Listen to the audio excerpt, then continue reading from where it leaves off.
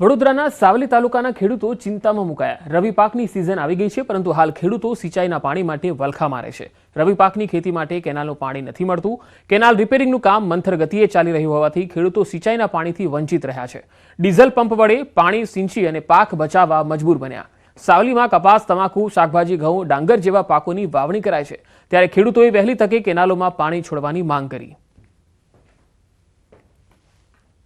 અત્યારે રવિ પાકનો સિઝન આવી ગયો છે, એના માટે સરકારને અમને વિનંતી છે, કેનાલની અંદર પાણી છે નહીં ને વહેલી તકે અમને પાણી આલી દે તો બહુ સારું છે।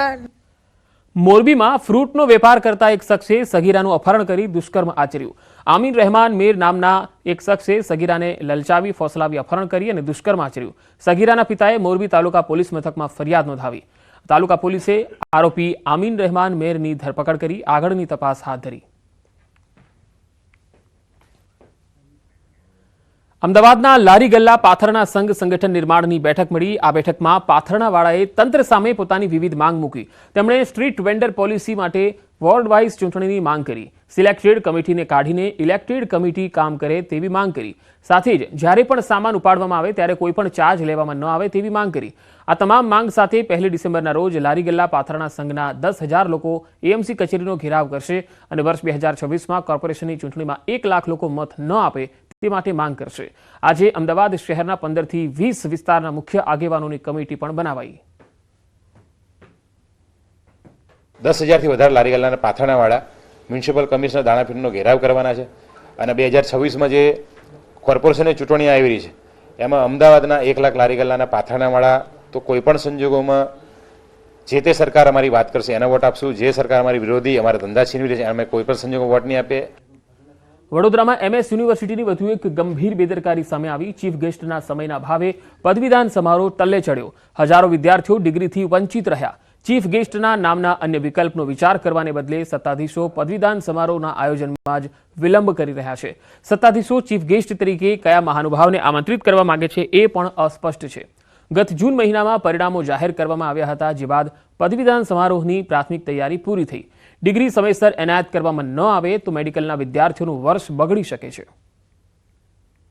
नहीं है, लेकिन ये देखिए ये यूनिवर्सिटी की नैतिक जवाबदारी होती है, उसमें कोई किसी को कहे और फिर वो काम किया जाए, ऐसा नहीं होता। यूनिवर्सिटी ऑलरेडी सितंबर महीने से हम लोग पूरी तरह से, आपको ये जान के खुशी का अनुभव होगा कि हमारे के सारे रिजल्ट्स जून महीने में ही निकल गए थे। यानी कि उसके बाद से हम लोग कन्वोकेशन करने के लिए जो हमारी बेसिक तैयारी है वो हम लोग पूरी कर चुके हैं। हम लोग बहुत शीघ्र ही हमारा जैसे ही चीफ गेस्ट का डेट फाइनल हो जाएगा। અંબાજીની સબ ડિસ્ટ્રિક્ટ હોસ્પિટલમાં બ્લડ સ્ટોરેજની શરૂઆત થઈ। ઇમરજન્સીમાં લોકોને લોહી મળી રહે તે માટે બ્લડ સ્ટોરેજ ખુલ્લું મુકાયું। પેથાણી બ્લડ બેંક સાથે ટાઈઅપ કરીને અંબાજીમાં બ્લડ ડોનેશન કેમ્પ યોજાયો, જેમાં હોસ્પિટલના સ્ટાફ સહિત મોટી સંખ્યામાં લોકોએ બ્લડ ડોનેટ કર્યું। કેમ્પસમાં 60થી વધુ બોટલ બ્લડ એકત્રિત કરાયું। હોસ્પિટલના સુપરિન્ટેન્ડન્ટે આ બ્લડ સ્ટોરેજ આદિવાસી સમાજના દર્દીઓ, પ્રસૂતાઓના મૃત્યુદરને ઘટાડવા અસરકારક સાબિત થશે તેવી આશા વ્યક્ત કરી।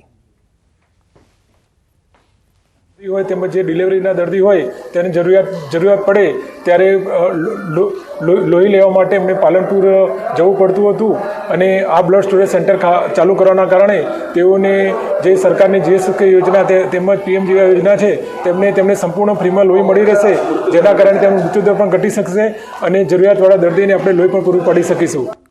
રાજ્ય સરકારે કરેલા ઠરાવનું આખરે સુરત પાલિકાએ અમલીકરણ કર્યું। રાજ્ય સરકાર દ્વારા વર્ષ 2022માં એક ઠરાવ કરાયો હતો, જેમાં સંસ્થાઓને ગુજરાતી ભાષામાં સાઇન બોર્ડ અને દિશા નિર્દેશ બોર્ડ લગાડવા નોટિસ અપાઈ હતી। મહાનગરપાલિકાના જે પણ વિસ્તાર છે અને અન્ય મહાનગરપાલિકાઓ છે એમાં જે પણ સાઇન બોર્ડો હોય, દુકાન પર જે નામો લખેલા હોય, નામ હોય, દિશા નિર્દેશ હોય, એ તમામ વસ્તુ એ ગુજરાતી ભાષામાં હોવા જોઈએ। એની માંગ મારી 2019થી હતી। મહિનાની 2022માં રમતગમત અને યુવા અને સાંસ્કૃતિક વિભાગ દ્વારા એક ઠરાવ કરેલો હતો। એ ઠરાવમાં એવું દર્શાવેલું હતું કે કોઈ પણ સરકારી કે અર્ધ સરકારી યુનિટ હોય, કોઈ પણ જાહેર સ્થળ હોય, નામ હોય, દિશા નિર્દેશ હોય, કોઈ પણ સૂચન હોય કે જાહેર સ્થળ પર જાહેરાત હોય કે અંગ્રેજી કે હિન્દીની સાથે સાથે ગુજરાતીમાં હોવું ફરજિયાત છે, પરંતુ સુરત મહાનગરપાલિકા આનો અમલ કરતી નહોતી। મ્યુનિસિપલ કમિશનરશ્રી આનો અમલ પર કરતા નહોતા, એટલે એ બાબતે એક ફરિયાદ એક લેટર દ્વારા મેં માનનીય મુખ્યમંત્રીશ્રીને લખેલો અને સુરત શહેરના અલગ અલગ વિસ્તારમાંથી 400થી વધુ પુરાવો એમની સમક્ષ રજૂ કરેલા। નામ લખેલા છે એ અન્ય ભાષામાં છે, માનો કે ઇંગ્લિશમાં કે હિન્દીમાં, તો સાથે સાથે ગુજરાતીમાં લખવા ફરજિયાત છે. આ મારી માંગ હતી અને સુરત મહાનગરપાલિકાએ આજથી એમનો અમલ કરવાનો શરૂ કર્યો છે. તો આ બુલેટિનમાં અત્યારે આટલું જ. નમસ્કાર.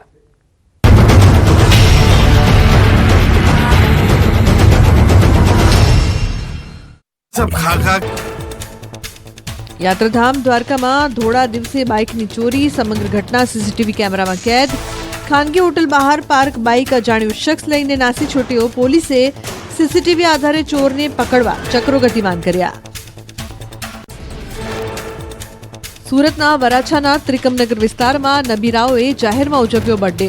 કાળા કાચ, સફેદ મોડિફાઈડ લાઇટ સાથેની ગાડીઓ લઈને સોસાયટીમાં કરી જન્મદિવસની ઉજવણી. સુરત પોલીસ કમિશનરના જાહેરનામાનો સરેઆમ ભંગ કર્યો. સુરતમાં ફરી અસામાજિક તત્વોનો આતંક સામે આવ્યો. ડિંડોલી વિસ્તારમાં યુવક પર તીક્ષ્ણ હથિયાર વડે હુમલાનો પ્રયાસ. ધાર્યું બતાવી જાનથી મારી નાખવાની આપી ધમકી. ઘટનાના સીસીટીવી વાયરલ થયા. પોલીસે શરૂ કરી તપાસ. અમરેલી સાવરકુંડલાના હિન્દુ સંગઠનોમાં ભારે રોષ. રિદ્ધિ સિદ્ધિ ચોકમાં મોટી સંખ્યામાં લોકો એકત્ર થયા. ભાજપ નેતા પર હુમલાના ઘેરા પ્રત્યાઘાત. સાવરકુંડલાના શહેરની મોટાભાગની બજારો બંધ. શહેરમાં ચુસ્ત પોલીસ બંદોબસ્ત ગોઠવાયો. સાવરકુંડલામાં ભાજપ મહામંત્રી પર હુમલો કરનારા 4 આરોપી સકંજામાં. પોલીસે 4 વિધર્મીની કરી ધરપકડ. હજુ એક આરોપી પોલીસ પકડથી દૂર. શાંતિ જાળવવા પોલીસની લોકોને અપીલ. ઉત્તરાખંડના જ્વાલાપુરમાં જંગલી હાથીએ વાહનોની રફતાર થોભાવી. બહરાત બાદ વિસ્તારમાં જંગલી હાથી આવી ચડતા લોકોમાં અફરાતફરી અને ભયનો માહોલ સર્જાયો. સદનસીબે હાથીએ કોઈ પર હુમલો ન કરતા લોકોએ રાહતનો શ્વાસ લીધો. ગાંધીનગર બાદ મહીસાગરમાં પણ બીઝેડ ગ્રુપની ઓફિસ સામે આવી. લુણાવાડામાં મોડાસા રોડ પર 2 વર્ષથી કાર્યરત છે બીઝેડ ગ્રુપની ઓફિસ. 4-5 દિવસથી ઓફિસ પર જોવા મળ્યા તાળા. બીઝેડ ગ્રુપ કાંડમાં ધરપકડ કરાયેલા એજન્ટનો ફોટો આવ્યો સામે. એજન્ટ મયુર દરજીને ભૂપેન્દ્રસિંહે કાર ગિફ્ટમાં આપી હોવાનું ખુલ્યું. ફોર્ચ્યુનર કારની ખરીદી સમયનો ફોટો મળ્યો. ધારાસભ્ય ધવલસિંહ ઝાલાનો આરોપી સાથેનો વધુ એક ફોટો સામે આવ્યો. સોશિયલ મીડિયામાં સામે આવ્યા ફોટા. બીઝેડ ગ્રુપ કાંડના આરોપી મયુર દરજી સાથે ફોટો વાયરલ. મયુર દરજીની સીઆઈડી ક્રાઇમે કરી ધરપકડ. મહાઠગ ભૂપેન્દ્ર ઝાલા અંગે સૌથી મોટો ખુલાસો. ખુદ ધારાસભ્ય કરી રહ્યા છે મહાઠગનું માર્કેટિંગ. બાયડના એમએલએ ધવલસિંહ ઝાલાએ પોન્જી સ્કીમનું કર્યું હતું માર્કેટિંગ. બીઝેડ ગ્રુપ એજ્યુકેશન કેમ્પસના લોકાર્પણ સમયનો વિડીયો સામે આવ્યો. એમએલએ ધવલ ઝાલાએ જણાવ્યું હતું કે 1 ના 2 અને 2 ના 4 કઈ રીતે કરવા તે મિત્ર ભૂપેન્દ્રસિંહને સારું આવડે છે. કોઈએ ચિંતા કરવાની જરૂર નથી. બીઝેડ ગ્રુપનું ભોપાળું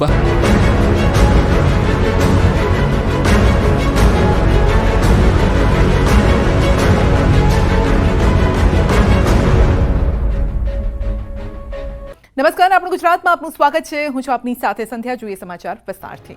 બીઝેડ ગ્રુપ કૌભાંડના 7 આરોપીની ધરપકડ. મહાઠગ ભૂપેન્દ્ર ઝાલા રોકાણ લાવનાર એજન્ટોને મોંઘી ગિફ્ટ આપતો. બીઝેડ ગ્રુપે કરોડો રૂપિયાનો બૂચ માર્યા બાદ પોલીસ દ્વારા તપાસનો ધમધમાટ ચાલી રહ્યો છે. મહાકૌભાંડનો મહાઠગ ભૂપેન્દ્રસિંહ ઝાલા પોલીસ પકડથી દૂર છે, પરંતુ પોલીસે આ કૌભાંડમાં સંડોવાયેલા 7 આરોપીઓની ધરપકડ કરી છે. સીઆઈડી ક્રાઇમે કૌભાંડમાં કુલ 7 આરોપીને પકડી પાડ્યા. 4 એજન્ટ અને સ્ટાફના લોકોને પકડ્યા છે. સીઆઈડી ક્રાઇમે વિશાલ ઝાલા, ગણપત, સંજય પરમાર, રણવીર મકવાણા, અંકિતની ધરપકડ કરી છે. આ તમામ આરોપીઓને કોર્ટમાં રજૂ કરાયા. ગઈકાલે પોલીસે એક આરોપી મયુર દરજીને દબોચી લીધો.